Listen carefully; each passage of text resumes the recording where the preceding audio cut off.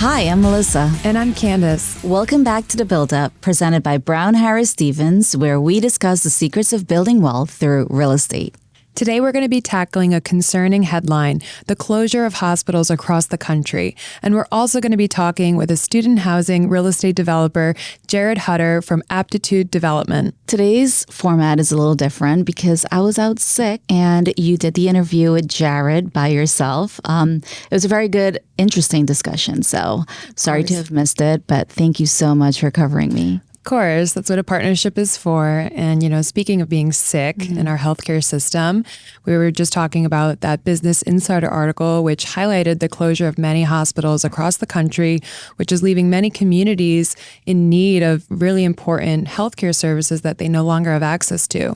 And what's really troubling and concerning is that a lot of these hospitals have been closing in low-income communities, and it's really worsening the issue that they don't have healthcare services. Yeah. And because, of course, we're only going to bring up real estate topics, of course, there's a real estate component to why these hospitals are closing. And there was a common thread among all of the closures, and it was because for-profit investors like major private equity firms had been buying the hospital real estate and in many cases doing a sale and lease back to the hospitals through a company called Medical Properties Trust, or MPT. So MPT was founded in 2003, and its premise is to buy hospital real estate, pocket the lease payments, and reward its investors. So they're basically a hospital landlord, for argument's sake. Exactly.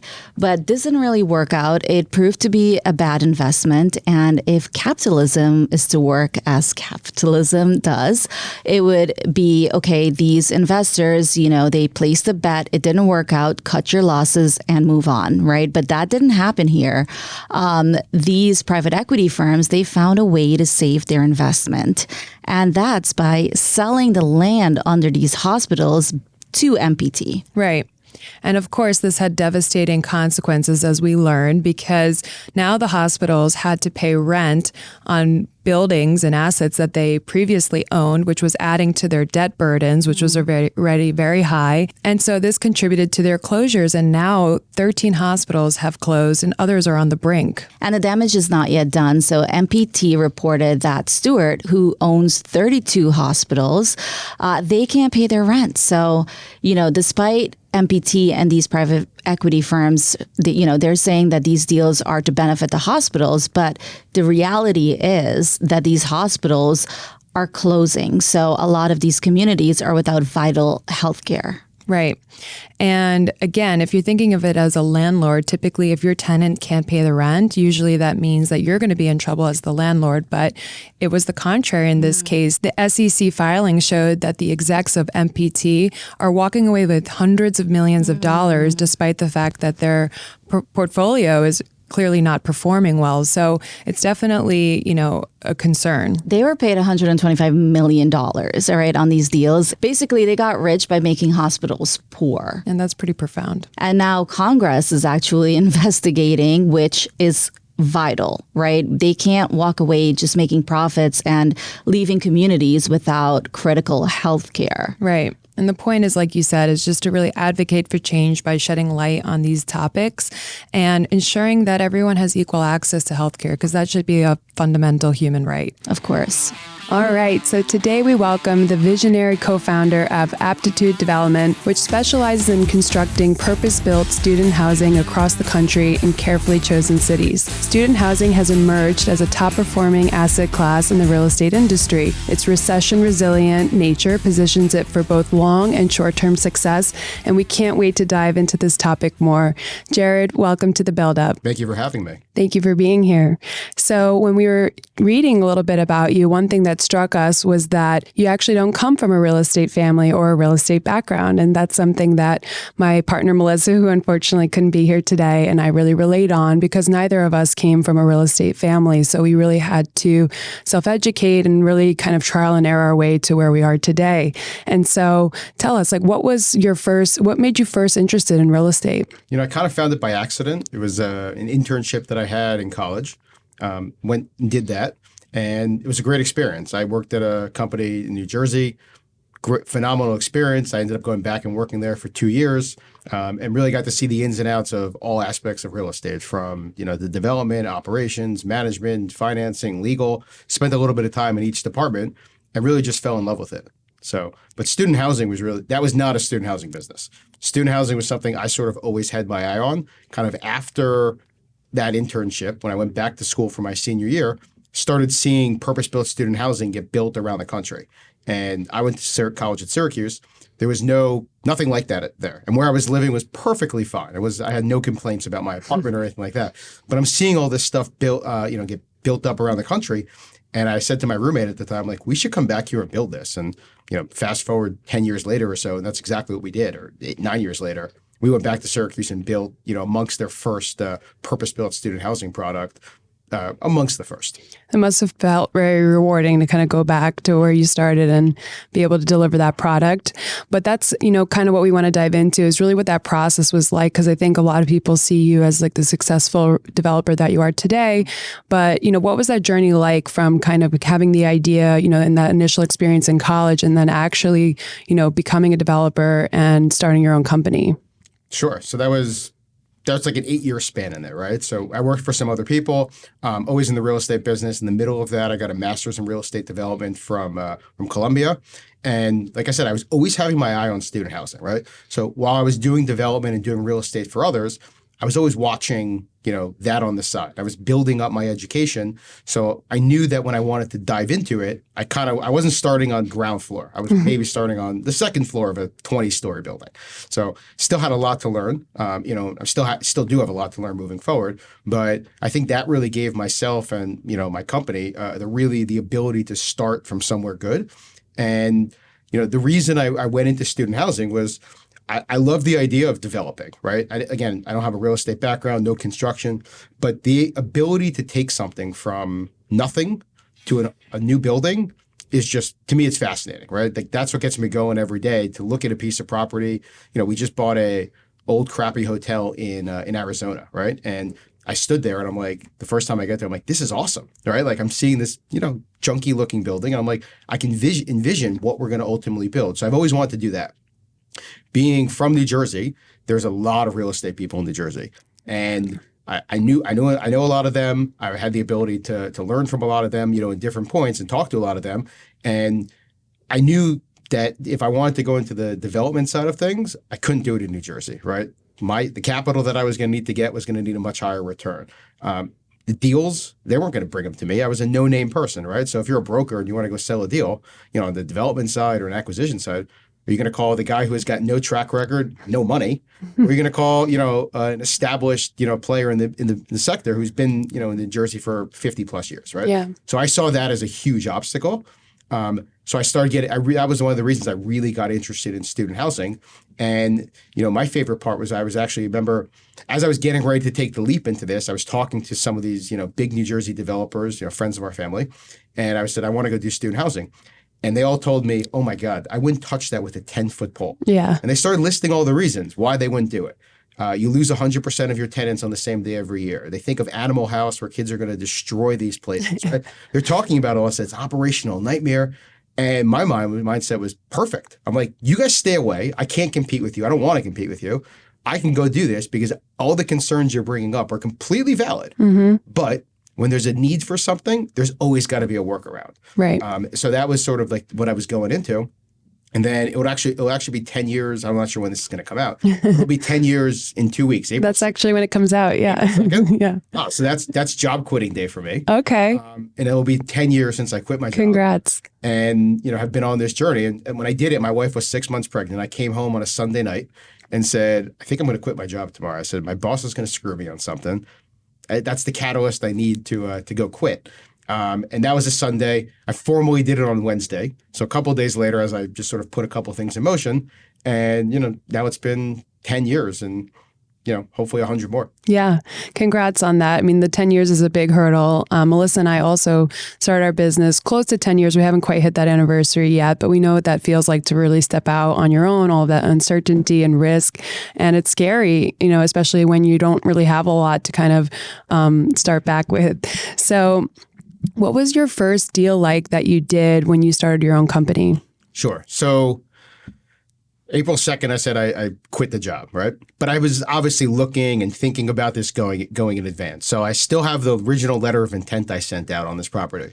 And it was a property in Syracuse that we ended up building. Mm-hmm. I sent it out. I believe the date was like February 14th, 2014, right? So I sent this out, couldn't get a response, finally get it in. Brokers in that deal were more than useless.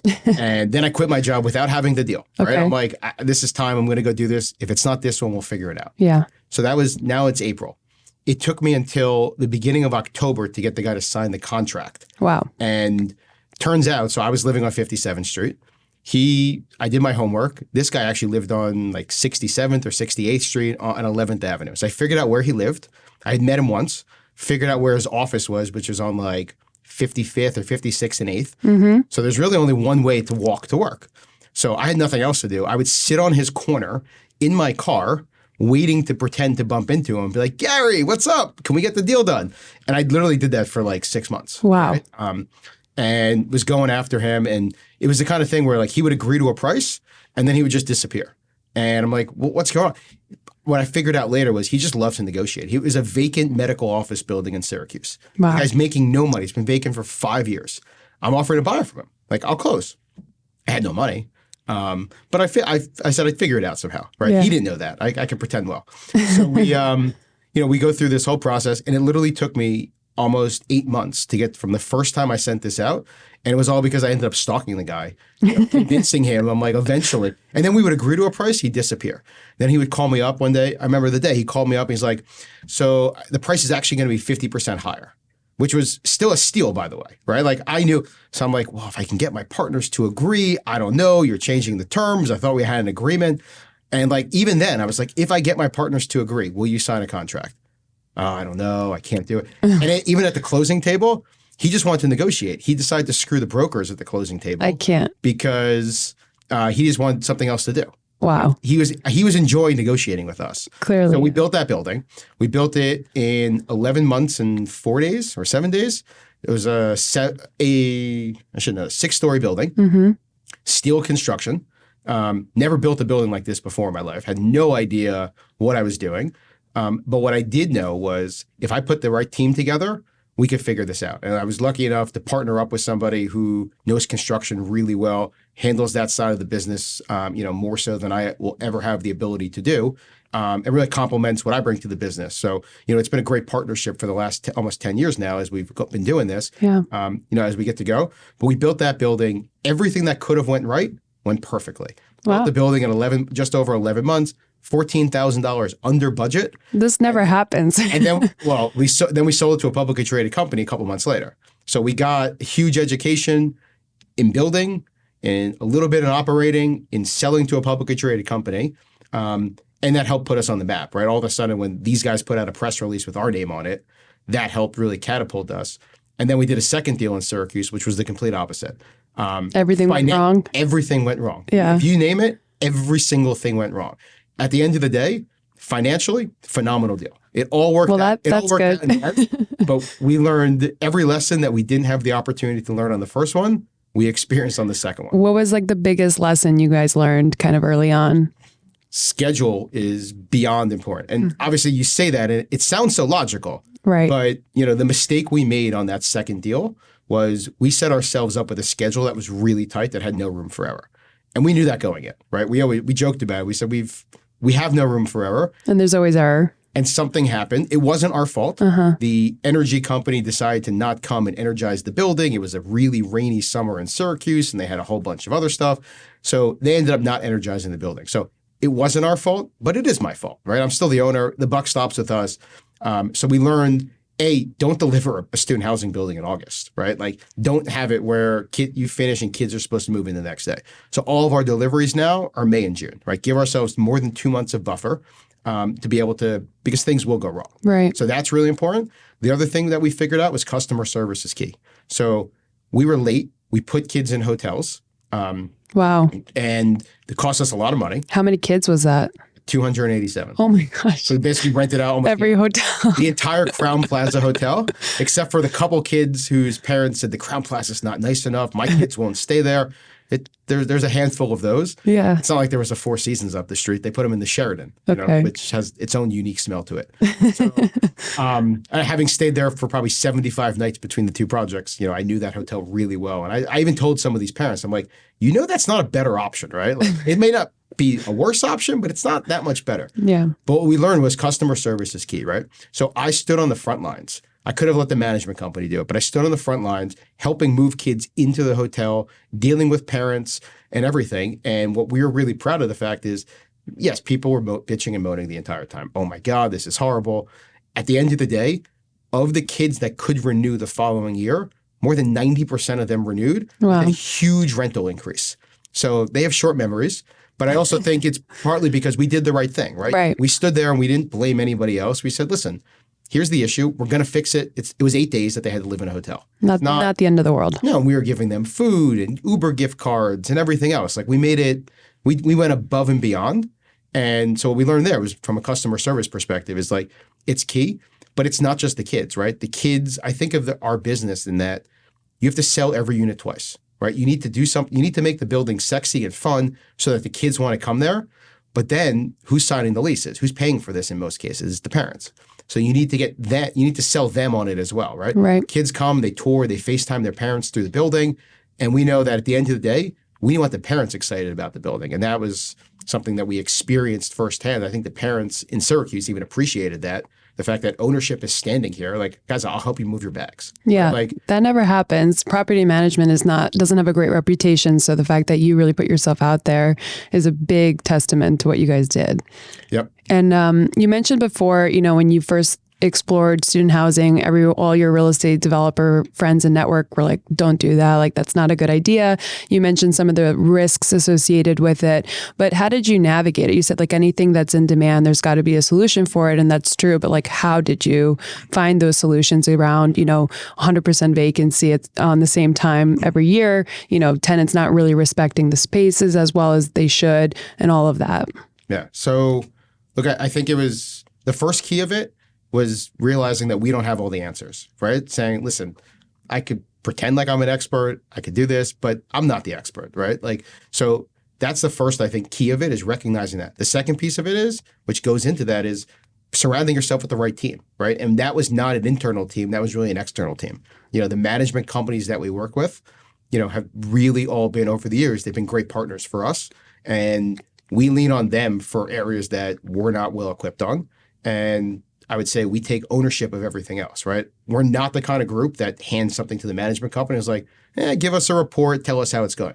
I mean, I look at leasing reports every single day. Mm-hmm. The other night, I was reading an incident report because somebody stole a golf cart at one of our properties, drove it through a fence into a lake, right? I found that out within hours of it happening, right? So we don't just hand it over to the management company, but I think having these large institutional type management companies around us and leaning on a lot of their expertise, it's like, guys, you tell me what you think we should do. And then, look, as the owner, I'm going to make the decision. My partner and I will make the decision. Do we agree? Do we not agree? Do we want to tweak it? But we've always leaned on everybody else. And I think that's how we built this company, right? Because there's only 7 or 8 of us really in our office, right? And we're doing $100 million deals across the country. People always ask us, how are you building a $100 million building in Arizona, right? You're in New Jersey. The answer is we know what we're doing. And we put together a really good team around us. You must be really good at reading people and like getting a good sense of someone very quickly as well if you're going to be building teams in all these markets. I am. And so look, I think that's important, but also we try and use the same teams over and over again. Not on the construction side. Construction, we're always going to hire like the best local regional GC, but the professionals from architects to engineers. I mean, one of the most important people we've had on our team for the last 10 years has been our civil engineer, right? They help control the project. He's been a phenomenal asset to me personally, to our company, and utilizing the same teams over and over again. I think has really been a big thing for us. Yeah, once you build trust, you want to try to maintain that across all your projects. Yep. But can you talk about how opportunity zones have intersected with your business? Sure. So I think we actually did the first opportunity zone deal in the entire country. Really? Yeah. Why do you think that? Because you know of one that broke ground before October 18th, 2018? I mean, that's right at the... That is right at the beginning. Yeah. Right? So I'm not not that we get a prize for that or anything, but I actually think, as I've talked to people, I don't know that anyone truly broke ground on a real capitalized OZ deal before that. So we may have had the first one, but it's neither here nor there, right? So we've done 5 or 6 of them at this point. What's happened is, when they drew the maps, right? So this came out at the end of 2017. They started drawing the maps really quickly. It's early in 2018. The states are trying to figure this out. And what ended up happening was the states, as they were drawing these maps, were circling some areas that needed it, and then some areas just where, hey, we'd like to see more investment around, and where they want to see investment around state universities. So there was just a real interesting intersect as this was coming about. We're looking for deals. We were not looking for opportunity zone deals. We were looking for deals, and I would go to the map, and I would just type in the address, and I'd be like, oh, that's an opportunity. It happens to be an opportunity zone. So our whole pitch on that from an investor perspective has always been, we're doing this deal, right? It happens to be in an opportunity zone. Let's run after the benefits as well. Sometimes we're running after the benefits. Other deals, the more recent ones, we've set them up as OZs with the fund, with the business, but we've made the representation to investors that we're not going to be here for 10 years, right? Like, we'll set it up because maybe we are. You never know what the future holds. So we'll set it up accordingly. But you get the deferral, but don't do this if you want the full step up in basis. You want the no depreciation recapture. If you want the full slate of benefits and that's your investor profile, the deals now are not the ones that we're trying to do. Right. But we've done a bunch of them, and I think we're as well versed in that as possible. And then, look, it goes back to what I said before, right? The only reason we were able to get up to speed so quickly was we hired the right law firm and we hired the right accounting firm to guide us, because those rules were changing so fast. They were releasing them on 3 pages and nobody knew what was going on. One of our other opportunity zone fund managers said that opportunity zones can't make a bad deal good, but they can make a good deal great. And that, like, you shouldn't just, force a deal just because it's opportunity zone, but if that can layer on as an added benefit, then, it's a win-win for everyone. So that's pretty exciting that it happened to overlap with all like those state universities. And speaking of markets, are there new markets that you have your eye on for, potential of growth and, where you want to build next? Yeah, absolutely. So we're as a company, we're geographically agnostic, right? So, I tell our team, might as well do a deal anywhere. If it makes sense, let's go do it, right? And I always say it can never be too big. It can never be too small. Like, because if we start putting a box around, so like brokers hate it when they're like, oh, what are you guys looking for, right? I'm like, I don't know, a good opportunity, right? And we're like, give us more to work with. Right. But the problem is, right, like if somebody brings me something, if I told them it had to be a minimum of 400 beds, right? What if it's 350? Yeah. What if it's 350? Or what if it's 150? And they're like, oh, they'll never do that. But what they may not know is I'm working on something down the street that's 400 already. And you add that in, you start to gain some efficiencies. So I always like to think, let's not put a box around anything. Let's take 5 minutes and look at an opportunity. And look, at a certain size, it's not going to make sense for us on the small side. And just before this, I came from a meeting. We were talking about a 2,400 bed opportunity. Wow. Right? That would be the biggest thing we've ever done from a student side. And so look, that's down in Florida. We're really excited about that. For us, as we look across the country, I think the state universities are going to be primarily where we continue to develop. There's about 4,000 universities in this country. Of that, maybe 200 of them, that a little bit less, are really only investable from our perspective. And then as we look at it from a ground up development perspective, that number gets cut in half, if not even less, because we need a minimum rent number to be able to justify construction costs, land costs, everything that goes into a deal. So we're really looking at 80, 85 markets around the country, and it's everywhere from coast to coast, north and south. Yeah. Well, that's great because it gives you a lot more pool of opportunity than people like here in New York. Our developers are like, scratching their head for opportunities, and it's so limited. So it's great that you actually can, find a lot of opportunities across the country. I think the thing about that with student housing is that, if you're a multifamily developer or you're a retail developer, right, and you have properties in New York, California, Texas, and Florida, right? So you have 4 states. What's the likelihood that one buyer would take all 4 of those, right? If it's apartments, I don't know, there's 3 or 4 people in the whole country. Who are you calling? Graystar, right? Yeah. They're the only people who may take that down from that perspective. But student housing is completely different, right? Now people would look at that and say, wow, I could diversify. I could get into 4 or 5 markets, in one fell swoop. They don't care that One's in New York, one's in California. And what does the future of student housing look like in terms of, are there any trends that you're seeing emerging or also maybe disappearing? Like what are the demands of these, students? Yeah, so the needs and wants of students have dramatically changed, in the 20 years since I went to college, but even more so in the last, 6, 7, 8 years, right? Now, everyone wants their own bathroom, right? So you're designing these units. Every bedroom has a bathroom in all. We should have went to college now. You stay for 6 years. Right. Sure. So look, it's the space, the use of space is changing dramatically, right? People are more now gravitating. They want both. They want their own space, and then they want more communal space. So like the units themselves seem to be shrinking across the board. So like you walk into some of these, they get really tight. The bedrooms are not overly big.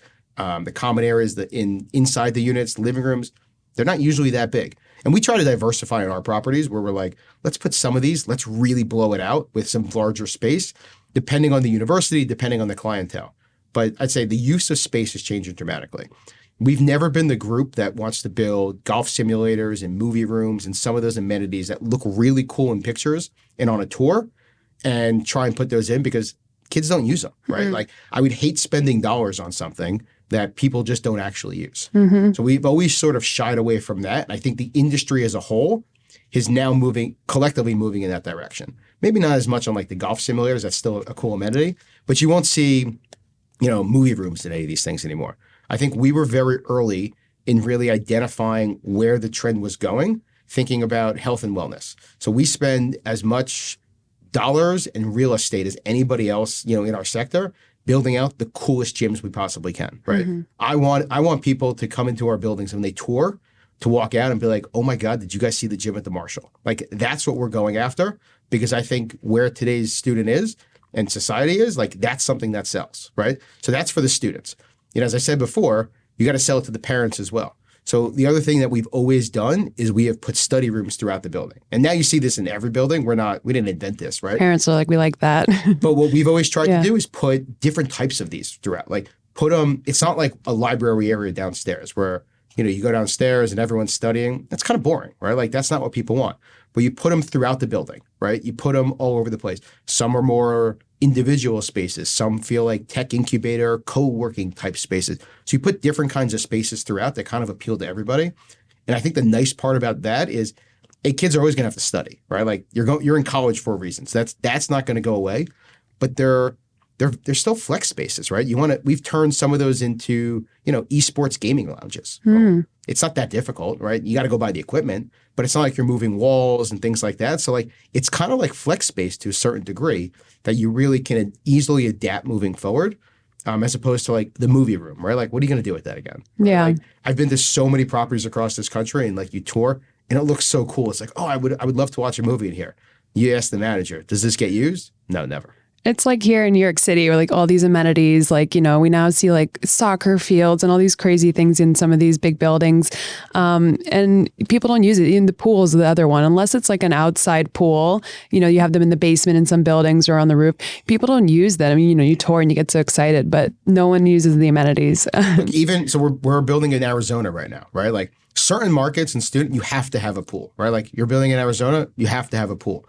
But what we've seen is like, unless you can have the biggest party pool that's out there, it's almost like a water feature, right? Like people aren't really hanging in the pool all day. Yeah. They're hanging on the deck around the pool, right? So like I've been to some of these rooftop pools. It's only 3 feet deep and they're not that big, but these are some of the best buildings in the market out there. So what we've learned is that it becomes much more about, we've tried to understand how people want to use the amenities and not just throw things in there. That's so smart. I feel like I wish I went to college now because it's way cooler than, when I was there.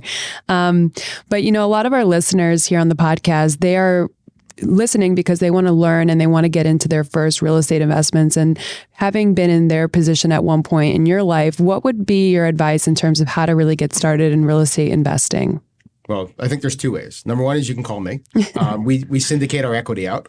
So for somebody who wants to be a passive investor, you can, we've taken everything over the years from a $25,000 check to a $10 million check.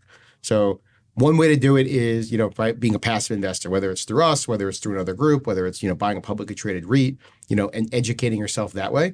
I think that's a great way to start, right? Where you can get some exposure You can read people's reports and sort of get an understanding, which is what I was doing, right? I was reading when I was looking at student housing, there's 2 publicly traded companies. I was reading their, annual reports every year, right? So I knew what was going on. So I think the education piece of it, is the first piece of it. But then at some point, you just kind of have to say, fuck it and take a plunge, right? Like be like, Yep. I'm going to go buy this building, right? And I would say you start with something. It doesn't have to be small, but start with something that feels right. Like the first deal that I did, I was out there, I was trying to raise money. It was about an $18 million construction build, all in capital stack. And I remember sitting with a friend of mine from grad school, and he's like, well, why are you doing an $18 million deal? He's like, most people are going to start with a $3 million deal, whatever it is. And you continually work your way up. And my answer was, I don't know, that's what I found. Like, it's a good deal. That's what I found. It's going to be the same amount of work as a smaller deal. So why not figure out how to do this one, right? So I think it's really finding the deal that makes sense. And for some people, that might be buying, a small apartment building that they can run themselves, because they've got the experience or they think they have the experience doing that. And for others, it may be, joining a larger group, for a larger deal and saying, let me get some exposure. Let me understand sort of, what goes into, a 100-unit apartment building, right? Where you don't take the lead, but you get that exposure. So I think just getting your foot in the door somewhere and getting the reports and understanding sort of like the operations is absolutely key. And that was how I felt I did it. Yeah, no, that's really great advice. And I think that a lot of younger generation, I don't know if you're seeing this too, they are kind of expecting a little bit of like the quick return, right? And like, that's not how, yeah, you get into it expecting that. And then you quickly realize in real estate that not only is the investment long-term, but like the process to kind of getting yourself set up is, takes a while as well. And lastly, you've done so much. It's now almost your 10-year anniversary. And what is next for Aptitude? Like what goals do you have coming up here in the next few years? Sure. So want to keep blowing out the student housing side, right? We love that space. We're not, and I actually love where we compete in that sector, right? Like there's a couple players out there who are they're delivering 7 to 10 projects a year.